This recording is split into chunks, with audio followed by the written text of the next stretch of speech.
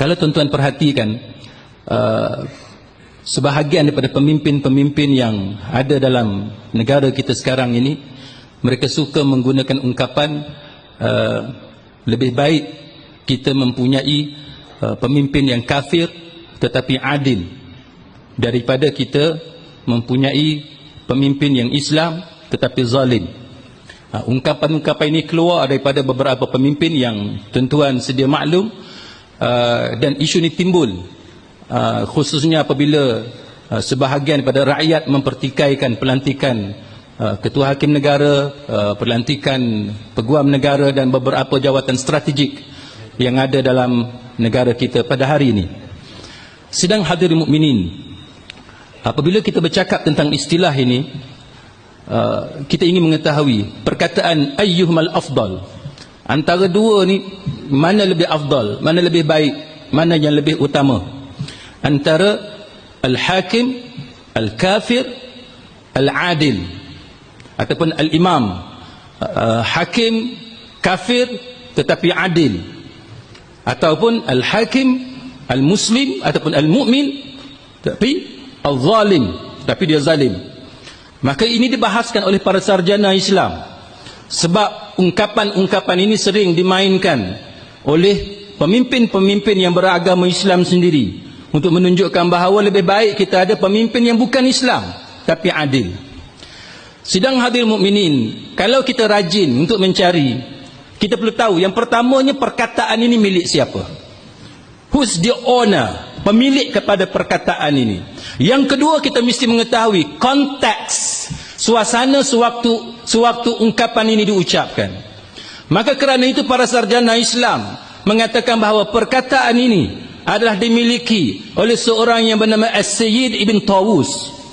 Siapa dia As-Sayyid Ibn Tawus? As-Sayyid Ibn Tawus adalah seorang Syiah. Dialah yang bekerjasama dengan Ibnu Al-Qami untuk menjatuhkan pemerintahan Khalifah Al-Musta'sim ketika Baghdad pada masa itu di bawah kerajaan Bani Abbasiyah. Dan Ibnu Al-Qami lah dengan kerjasama yang diberikan oleh As-Sayyid Ibn Tawus telah memberikan kerjasama kepada Hulagu Khan, yang kemudiannya Hulagu Khan datang ke Baghdad pada tahun 1258 Masihi pada masa itu. Dan sejarah menceritakan bagaimana orang-orang Islam di Baghdad disembelih, dibunuh, dan kita semua mengetahui sejarah yang berlaku di Baghdad. Maka ketika Hulagu Khan dengan tentera-tenteranya selesai menyembelih umat Islam di Baghdad, maka dihimpunkan ulama-ulama Islam yang masih tinggal, dan antaranya yang ada pada ketika itu bersama-sama dengan Ibnu Al-Qami adalah As-Sayyid Ibn Tawus. As-Sayyid Ibn Tawus, tuan-tuan, telah diminta untuk menyampaikan ucapan di hadapan Hulagu Khan, dan inilah antara ucapan terkenal, dan kita boleh melihat ucapan ini dimaktubkan dan diulas oleh beberapa ulama. Dan kalau tuan-tuan rajin membuka YouTube, tuan-tuan tulis perkataan ayyuhumal afdal, yang mana satukah antara dua ni yang lebih afdal? Adakah al-hakim, hakim ataupun pemerintah ataupun penguasa yang disebut sebagai al-kafir, yang kafir tetapi al-adil? Masukkan dalam YouTube, kita akan keluar daripada YouTube ucapan-ucapan pemimpin Syiah yang mengulang-ulang ungkapan ini. Dan inilah yang dilakukan oleh pemimpin-pemimpin Syiah kerana mereka mengikut kata-kata As-Sayyid Ibn Tawus. Adakah kita mahu negara kita ini berlaku semula apa yang pernah berlaku di Baghdad? Ungkapan As-Sayyid Ibn Tawus adalah untuk menggembirakan hati Hulagu Khan yang telah menyembelih orang-orang Islam di Baghdad. Adakah kita rela pemimpin yang ada dalam negara kita ini mengikut jejak langkah yang dilakukan oleh As-Sayyid Ibn Tawus yang telah mengkhianati Islam?